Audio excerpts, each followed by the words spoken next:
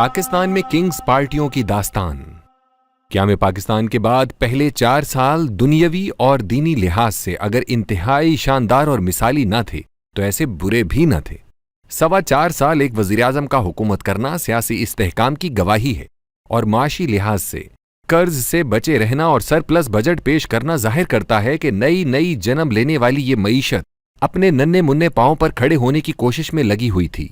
پاکستان اور بھارت اکٹھے آزاد ہوئے تھے، لیکن پاکستانی کرنسی بھارتی کرنسی کو پیچھے چھوڑ رہی تھی۔ نظریاتی سطح پر بھی قدم کچھ آگے کی طرف بڑھ رہے تھے۔ قرارداد مقاصد منظور ہو چکی تھی اور تمام مکاتب فکر سے تعلق رکھنے والے 31 علماء اسلام کے نظام کے حوالے سے 22 نکات پر مشتمل متفقہ فارمولہ دے چکے تھے۔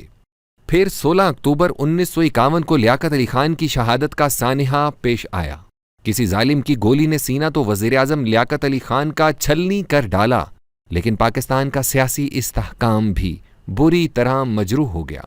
اگلے 7 سال میں خواجہ ناظم الدین سے لے کر فیروز خان نون تک 6 وزیراعظم آئے اور گئے، یہاں تک کہ پنڈت نہرو نے یہ تانا دیا کہ میں اتنے کپڑے نہیں بدلتا جتنے پاکستان میں وزیراعظم بدل جاتے ہیں۔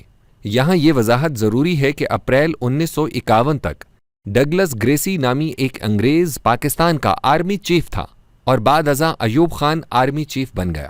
اگرچہ ہمارے اس تبصرے کا یہ موضوع نہیں کہ پاکستان کیوں اور کیسے امریکہ کے کنٹرول، بلکہ کہنا چاہیے کہ غلامی میں گیا، لیکن صرف ناظرین کی آگاہی کے لیے عرض کیے دیتے ہیں کہ جب برطانیہ کے پالتو ایک بیوروکریٹ ملک غلام محمد نے خواجہ ناظم الدین کو وزارت عظمیٰ سے برطرف کیا تو امریکہ میں تعینات پاکستانی سفیر محمد علی بوگرا کو واشنگٹن سے بلا کر راتوں رات وزیر اعظم بنا دیا گیا، اور اس شخص نے پاکستان کو سیٹوں اور سینٹوں کا رکن بنوایا، گویا ہم سرکاری طور پر امریکہ سے بند گئے۔ جب پاکستان بنا تو اگرچہ کچھ دوسری سیاسی جماعتیں بھی تھیں، لیکن اصل سیاسی جماعت مسلم لیگ ہی تھی۔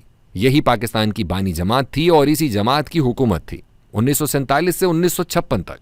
پاکستان کی سرزمین آئین جیسی مقدس شے سے محروم رہی اور پورے پاکستان میں عام انتخابات بھی نہ ہوئے، کیونکہ پنجاب کا جاگیردار اور بیوروکریٹ یہ جانتا تھا کہ آبادی زیادہ نہ ہونے کی وجہ سے اقتدار مشرقی پاکستان کو منتقل ہو جائے گا، اور یہ انہیں کسی صورت قبول نہ تھا۔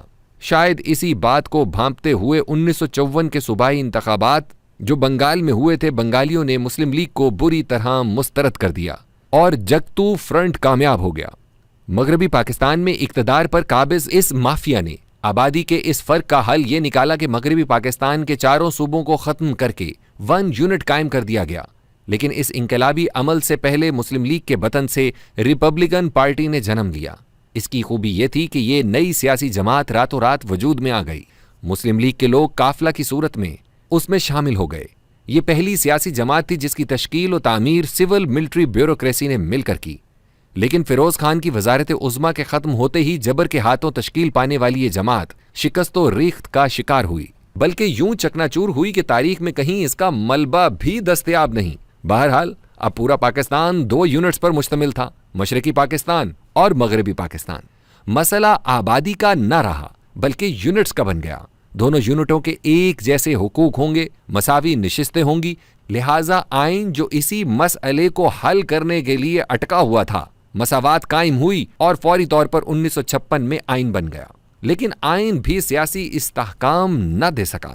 چودھری محمد علی نے آئین دیا، ان کی حکومت ختم ہو گئی۔ ان کے بعد حسین شہید سہروردی آئی چندریگر اور فیروز خان نون وزیر اعظم بنے۔ یہ ایوب خان کے مارشل لاء سے پہلے آخری وزیر اعظم تھے۔ کچھ عرصہ جرنیلوں کے کندھوں پر سوار رہنے کے بعد ایوب خان کو اپنی حکومت قائم رکھنے اور مستحکم کرنے کے لیے سیاست دانوں کی ضرورت محسوس ہوئی۔ مصنوعی سیاسی جماعتوں کی تشکیل اور تعمیر کا سلسلہ پھر شروع ہوا۔ مسلم لیگ کیونکہ پاکستان کی بانی جماعت تھی، لہٰذا اس پر فوجی ہاتھ پڑا اور ایوب خان کی حمایت کرنے والے سیاست دانوں کو جمع کر کے ایک کنونشن منعقد کیا گیا۔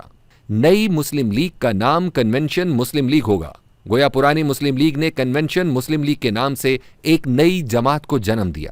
یہ سب کچھ ایک فوجی جرنیل کے اقتدار کو سویلین اور قانونی لباس اوڑھانے کے لیے کیا گیا۔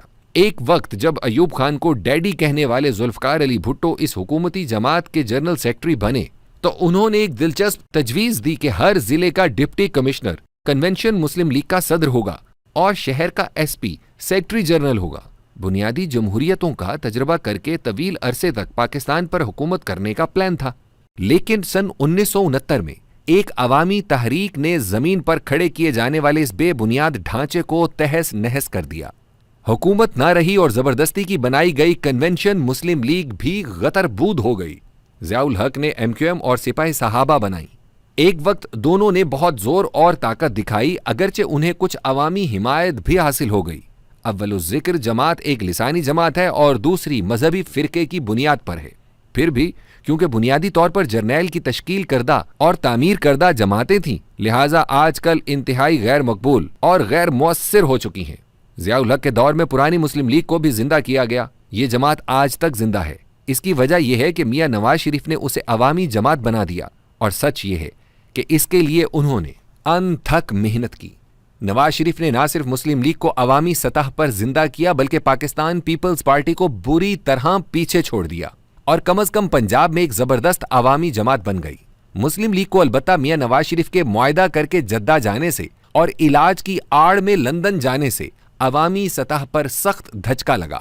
اگر وہ ملک سے باہر جانے کے حوالے سے ڈٹ جاتے اور ملک میں رہ کر مقابلہ کرتے تو ان کی عوامی پوزیشن نہ صرف پنجاب بلکہ ملک بھر میں انتہائی مضبوط ہوتی، اور آج ان کے برادر خرد کو حکومت کرنے کے لیے روایتی بیساکھیوں کی ضرورت نہ پڑتی۔ بہرحال ان کی مقبولیت اگرچہ کم ہو گئی ہے لیکن ختم نہیں ہوئی۔ مشرف نے اقتدار پر غاصبانہ قبضہ کیا تو اس نے بھی مسلم لیگ پر ہاتھ صاف کیا اور مسلم لیگ کے بطن سے مسلم لیگ کاف کو پیدا کر لیا۔ یہ بھی ایک جرنیل کی تشکیل اور تعمیر کردہ جماعت تھی۔ اس کا انجام بھی شکست و ریخت کی صورت میں ہوا، اور آج وہ بھی ہر چند کہیں کہ ہے نہیں ہے۔ نواز شریف کے ملک چھوڑنے کی وجہ سے عمران خان کو زبردست چانس مل گیا۔ ان کی جماعت پاکستان کی سب سے بڑی عوامی جماعت بن گئی۔ تب قوتوں نے اسے برداشت کرنے سے بھی انکار کر دیا۔ اب ایک جیسے رٹے رٹائے بیان دے کر سیاسی کارکن تحریک انصاف سے الگ ہو رہے ہیں۔ تحریک انصاف اب زیر عتاب ہے، لہٰذا اس کا وہی رواجی بندوبست کیا جا رہا ہے۔ لیکن ہم سمجھتے ہیں کہ پہلے جو مصنوعی جماعتوں کی تشکیل ہوئی اور ایک وقت گزرنے کے بعد وہ شکست و ریخت سے دوچار ہوئیں، ان نئی تشکیل شدہ جماعتوں کا انجام بھی ان سے مختلف نہیں ہوگا۔